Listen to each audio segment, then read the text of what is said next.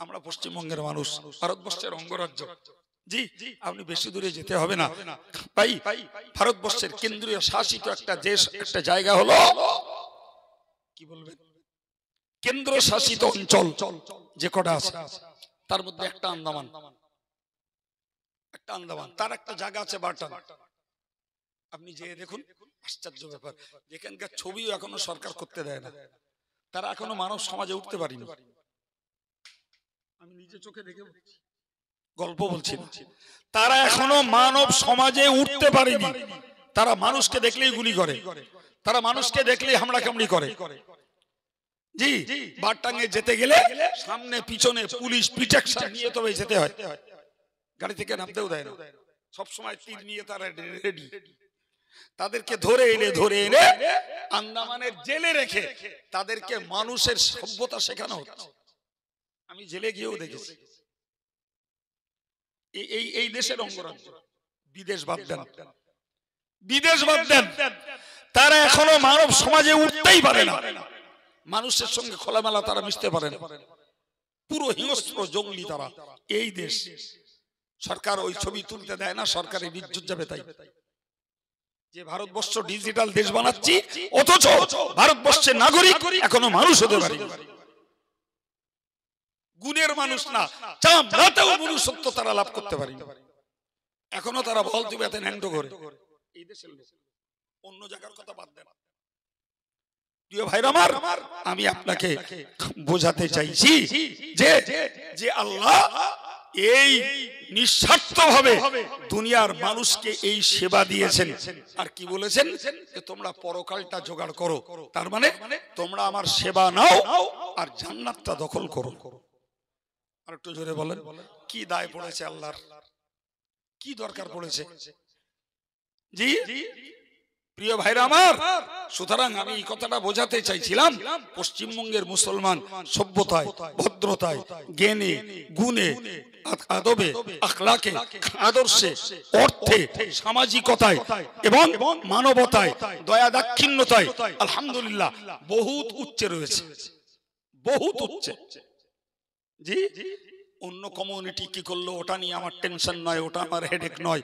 আমার জাতি, আমার সমাজ, কলেমার ভাইরা, কলেমার বোনেরা, এরা অন্তত এই সুখী স্বাচ্ছন্দ্যের জীবনের ভিতর দিয়ে যদি জান্নাতটা দখল করে, তবে তো ছেলেদের এই আয়োজন। আর আমার এই জ্ঞানমূলক কথাগুলো, আল্লাহর দেওয়া কথাগুলোকে ঘামিয়ে ঘামিয়ে প্রকাশ করার সার্থকতা হবে। জি সম্মানিত ভাইরা আমার, ভালো করে মনে রাখুন, আমি আপনাকে বোঝাচ্ছিলাম, তাহলে আমরা স্থির সিদ্ধান্তের জায়গায় যে আল্লাহ নিঃস্বার্থভাবে আমাদের কল্যাণ চেয়েছেন, আমার নবী নিঃস্বার্থভাবে আমাদের কল্যাণ চেয়েছেন। জি, আমার নামে, আমাদের আব্দুল মাতিনের নামে প্রচুর লোকে গাল দেয়, আজও দিছে, কাল রাত্রিও দিছে, এক গাদা গাল। জি, আজকেও ফেসবুকে পোস্ট করেছে, এই আসার সময় দেখে এলাম, অবান্তর মিথ্যা কথা আমাদের নামে ছড়াচ্ছে। জি, তো মনে মনে মাঝে মাঝে হয় যে এই জাতির জন্য আর কিচ্ছু করবো না, ওর থেকে বাড়ি যাই, বাড়িকে জন টন দে, হালাল ভাবে দু পয়সা বিবি বাচ্চাগুলোর খাইয়ে দাইয়ে আল্লাহর পথে তৈরি করিয়ে যাই। এর জাতির কথা ভেবে লাভ। আবার পরক্ষণই মনে ওঠে যে পৃথিবীর এমন কোন মহামানুষ ছিলেন না যারা বিনা গালি, বিনা সমালোচনায়, শত্রুদের হিংসার শত্রুতা ছাড়া কেউ দিন ধর্মের কাজ করতে পেরেছে। পৃথিবীর ইতিহাসে রেকর্ড নেই।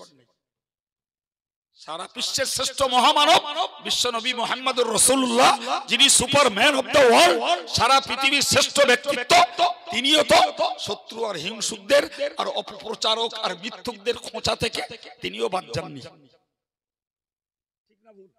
তারপরেও কি চেয়েছেন? তার রেকর্ড। আবু লাহাব নবীকে মেরেছে, আবু লাহাব নবীকে মেরেছে। নবী যখন রেগে যেতেন তার চেহারার রং হতো ডালিমের রসের মতো লাল। হাদিস পাকে এসেছে যে রাসূল রেগে গেলে মনে হতো তার চেহারায় কেউ ডালিমের রস নিংড়ে দিয়েছে, এত রক্তমুখ হয়ে যেত রাসূলের চেহারাটা। তো মার খেয়ে রাসূলুল্লাহ চেহারা, রক্তমুখী চেহারাটা নিয়ে মলিন বেশে বাড়ির দিকে ফিরছেন। দেখা রাসূলের চাচা হামজার সঙ্গে। বললেন, কি ব্যাপার, তোমার হাল এমন কেন? হামজাও বলো মুসলমান না, আবু লাহাবও মুসলমান না, হামজাও তখনও মুসলমান না। আবার কোন মাথা মোটা বলবেনি কাইম সাহেব হামজার মুসলমান বলিনি গো, কাইম সাহেব কাফের হয়ে গেছে। মাথা মোটার তো দেশে অভাব নেই। ওই ঠিক বলে দেখেন, এই যে জিনিস এ যেমন ভালো তেমন এতে চিটিংবাজি করার একদম মাস্টার মশাই। ওইটা কেটে ছেড়ে দেবে যে কাইম সাহেব বলেছে হামজা মুসলমান না। আরে আমি ইসলামের ইতিহাসের সত্য তথ্য আলোচনা করলাম যে ইসলামের প্রাথমিক পর্যায়ের সাহাবীরা মুসলমান যারা সাহাবী যারা তারা কাফেরের রক্তে তৈরি। হযরত আবু বকর জন্ম নিয়েছেন আবু কুহাফার ঔরসে, তিনি তখন কাফের। আলীর জন্ম আবু তালেবের রক্তে, ওসমানের জন্ম আফফানের রক্তে, ওমরের জন্ম খাত্তাবের রক্তে, সব তখন কাফের। সেই কাফেরের রক্তের ছেলেরাই পরবর্তীকালে ইসলাম কবুল করে জান্নাত দখল করেছে। এ মাথা মোটারা বলল কাইম সাহেব সাহাবীদের কাফের বলে। জি, এরা কোন পাঠশালায় পড়ে খোদা ভালো জানে। পড়বে না, শুনবে না, গায়েল আর মিথ্যা প্রচারেদের কাজ। কি বললাম যে হযরত হামজা রাদিয়াল্লাহু আনহু তখনও মুসলমান নন। রাসূল রক্ত মুখে চেহারা নিয়ে আবু লাহাবের কাছ থেকে মার খেয়ে ফিরছেন। হামজা ধরলেন, কি হয়েছে, কি ব্যাপার, তোমার হালাত এমন কেন? তিনি বিনয়ের সঙ্গে বললেন, চাচা আবু লাহাব আমাকে মেরেছে। হামজার আশ্চর্য হয়নি, ছেলেটার ধর্ম আলাদা, সে প্রচার করছে কোরআন, সে আমাদের ধর্মের সঙ্গে তার মিল না থাক, কিন্তু ছেলেটি ভালো, 100% সাধু ছেলে, বিনয়ী ছেলে, ভদ্র ছেলে, তুমি তার ধর্ম না নিতে পারো, তুমি তাকে মারবে কেন? এই অভিযোগ নিয়ে আবু লাহাবকে যে হামজা মেরে এলো, এসে আমার নবীকে বলল, বাবা তুমি দুঃখিত হও না, তুমি কষ্ট নিও না, তোমার পক্ষ থেকে আমি আবু লাহাবের উপরে প্রতিশোধ নিয়ে এসেছি। প্রিয় নবী কেঁদে ফেলে বললেন, চাচা আপনি আমার জন্য প্রতিশোধ নিয়েছেন, ওতে আমি খুশি নই। আপনি যদি ইসলাম কবুল করতেন তার থেকে আমি অনেক গুণে খুশি বেশি হতাম। আল্লাহু আকবার। হামজা অবাক হয়ে গেলেন, এ কোন ছেলে রে বাবা, এ কি মানসিকতা যে নিজে মার খাচ্ছে আর আমি তার মারের প্রতিশোধ নিচ্ছি, এতে সে সন্তুষ্ট না, আমি ইসলাম কবুল করলে সন্তুষ্ট। সেই হামজা রাদিয়াল্লাহু আনহু ইসলাম কবুল করে নিলেন। জি, এবং শুধু কবুল করেননি ভাই, ইসলামের ইতিহাসে তাকে বলা হয় সাইয়্যিদুশ শুহাদা। যত মানুষ ইসলামের জন্য জান উৎসর্গ করেছেন তার মধ্যে শ্রেষ্ঠ নেতা হলেন তিনি। কারণ তিনি যেমন শহীদ হয়েছেন, ইন্তেকালের পরেও তার নাক কাটা হয়েছে, কান কাটা হয়েছে, গুপ্তাঙ্গ কাটা হয়েছে, টুকরো টুকরো করে হাড় বানিয়ে আবু সুফিয়ানের স্ত্রী হিন্দা গলায় পড়েছে, তার কলিজাটাকে ফেড়ে ফেলে তাজা মৃত মানুষের কলিজা হামজা চিবিয়ে খেয়েছে।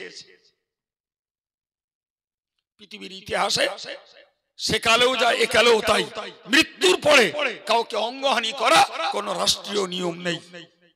কেউ করেছে তার, তিনি হলেন শহীদদের নেতা। সুবহানাল্লাহ বলেন। ভাই আমার বক্তব্য আমি আপনাকে বোঝাতে চাইছি যে রাসূলুল্লাহর মানবতা, দয়া, দাক্ষিণ্যতা, তার সহানুভূতি, মানব দরদ পৃথিবীর ইতিহাসে রেকর্ড আছে। একটু চিল্লে বলবেন আছে? তাহলে তিনি আমাদেরকে জান্নাতের পথ দেখিয়েছেন নিঃস্বার্থ। জি, আর সারা পৃথিবীর যত কিছু প্রিয়তা, মহব্বত, ভালোবাসা, সম্পর্ক সবগুলোই স্বার্থ বিজড়িত। ঠিক কিনা বলেন? সম্মানিত ভাইরা আমার, তাহলে মাথায় এলো, ভালো হলো আমার আল্লাহর কথা, ভালো হলো আমার নবীর কথা, ভালো হলো আল্লাহর দেখানো রাস্তা চলা, নবীর দেখানো রাস্তায় চলা। আমি সেই যে আয়াত পড়েছিলাম, আল্লাযীনা ইয়াসতামিউনাল কাওলা ফায়াত্তাবিউনা আহসানা, যারা কথা শোনে আর সমস্ত কথাগুলোর ভিতর থেকে ভালো কথাটাকে মান্য করে চলে।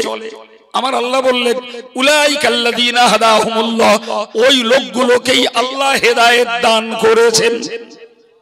তারাই আল্লাহ পাকের হেদায়েত প্রাপ্ত বান্দা, তারাই আল্লাহর হেদায়েত প্রাপ্তা বান্দি। সুবহানাল্লাহ। জি প্রিয় ভাই, এরপরে আল্লাহ বললেন, ও উলাইকা হুম উলুল আলবাব, তারাই হলো আমি আল্লাহর কাছে জ্ঞানী। একটু মন খুলে বলেন। তাহলে MA, IAS, IPS, MA, BEd, DLEd, জি এসব করে আল্লাহর কাছে জ্ঞানী হওয়া যাবে না। হাফেজ, মাওলানা, মুফতি, মুহাদ্দিস, মুফাসসির এসব হয়ে আল্লাহর কাছে জ্ঞানী হওয়া যাবে না। আল্লাহর কাছে জ্ঞানী বলে পরিচয় লাভ করা যাবে ভালো কথাগুলো যারা মেনে চলবে। চূড়ান্ত সিদ্ধান্ত এটাই, ভালো কথা যারা মেনে চলবে তারাই আল্লাহর কাছে ভালো। কথা বোঝাতে পারলাম?